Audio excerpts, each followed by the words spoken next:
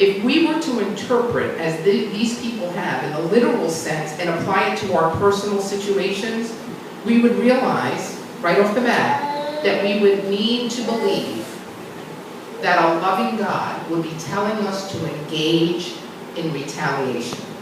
That's the message. Some people believe that. I don't.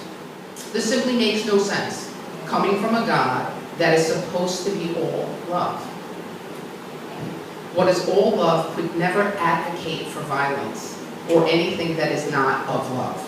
Jesus is persistent in showing us new ways of interpreting the Old Testament law throughout the entire Sermon on the Mount, right? And you think, maybe in times of Moses, the people were not ready for a more expansive and developed interpretation, but by the time Jesus came on the scene, they were. And think about that. If you buy that and you believe that to be true, then now, 2,000 plus years later, are we ready for even a more developed interpretation? I don't know. Interesting to think about. As beings with free will, we can choose to engage in retaliation, and I know we all have. I know we all have. We're human. Or follow the teachings of Jesus and practice what Gandhi made so famous through non-resistance as a way of showing up in the world. Gandhi has been quoted as saying, "An eye for an eye makes the whole world blind. There are many causes that I'm prepared to die for, but no causes that I'm prepared to kill for." In verses 39 and 40, Jesus explains just how we should respond to incidents of unfairness and injustice. "But I say unto you, that ye resist not evil, but whoever shall smite thee on the right cheek, turn and give him the left as well. And if any man will sue thee at the law, and take away thy coat, let him have thy cloak also." Okay, so resist not evil.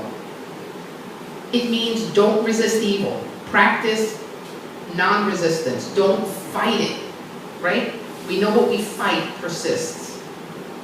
So if I'm not to resist, what am I to do in response to it? A successful response to injustice or evil, and evil is nothing more than acting apart from God, acting apart from what is loving. So a successful response might look like this: 5 easy steps. 1, pause. 2, get silent. 3, be in conscious contact with your mind. 4, seek guidance. 5, follow the guidance. Pause, get silent, be in conscious contact, seek the guidance, follow the guidance. Simple. Simple. Not always easy, but simple. What is not helpful is to fight fire with fire. Or to respond to an unjust event on the same level of consciousness that bore the event. Nothing ever gets resolved that way. The temptation may be great, and it may be a learned behavior for some of us. Someone pushes you, you push back. Someone curses at you, you curse back. Feels very natural, doesn't it? But that only serves to make the incident grow. It doesn't diffuse it or help to bring peace or healing for anyone involved, least of all you. And beyond the escalation of the negativity and the lack of peace in that moment, it could bring about other physical manifestations that I'm sure no one in this church would sign up for knowingly. For instance, physical ailments, emotional ailments. And more than this, it takes us away from our communion with God, not as a punishment, but as a result of the law that underpins this. What law? Spiritual law, universal law. What we resist persists, cause and effect. We can't serve two masters, not possible. If we're serving retaliation, we're certainly not serving our Christ self. Our Christ self, being made of God's substance, knows nothing of retaliation, knows nothing of it. In verses 40 we read, "And if any man will sue thee at the law and take away thy coat, let him have thy cloak also." So don't only give him your coat, Give him the whole ball of wax. If you want it, take it. Take it. Oh boy, doesn't that feel uncomfortable? This is a hard one to swallow if you grew up with a sense of fairness like I did. I always said, you know, when you go on the interview, you say, well, tell us one great thing about yourself and tell us something that you have a challenge with. Well, mine is that childish sense of fairness. Believing that we should be treated fairly. And there's a reason for that. If somebody sues you, give him not only what he's asking for, but give him more. Is that your natural inclination?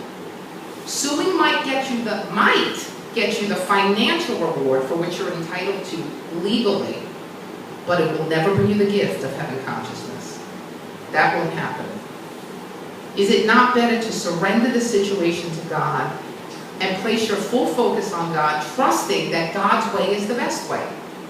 Right? God is all-knowing. God is all-powerful. Why not just turn the whole situation over to God? The divine way brings the best possible outcome for all. Yeah, more than anything, you hurt yourself. You impact your own spiritual growth. And what is worth that? I used to have a friend who used to say all the time, nothing's worth my peace. Nothing's worth my peace. I know when I retaliate, no matter how small, I get that distinct feeling in the pit of my stomach. I feel as if spiritually and emotionally I've shrunk up just a bit. And you say to yourself, well, that's great, so you must never do it. No, I have the temptation to want to retaliate. I mean, probably just driving from here back home to Johnston, probably just a few times. Do I always act out on it? No. But I'm fumbling towards Christ consciousness just like everybody else, right? So it's not bad that we have the idea, but we get to pause. Remember the 5 things. Pause, get silent, seek the advice of God, and then follow it. In verses 41 and 42, and whoever shall compel thee to go 1 mile, go with him 2. Give to him that asked thee, and from him that would borrow of thee, turn them not away. So the first time I ever was acquainted with this whole notion of, if anybody asked you to walk with them 1 mile, walk with them 2, was through the great spiritual writer Og Mandino in the God Memorandum, and you all know that I'm a huge fan of that, and it's from one of his most famous books, The Greatest Salesman in the World. And what his contention was, is he never met a successful person that didn't follow this principle. Don't do only the work that you're paid for. Do more. Always do more. Always go above and beyond. Always walk the extra mile. If you have that in your arsenal, if that's how you show up in life, it's the law of prosperity, it's the law of giving and receiving. The universe has to react to that. Has to react. You have to get the effect of that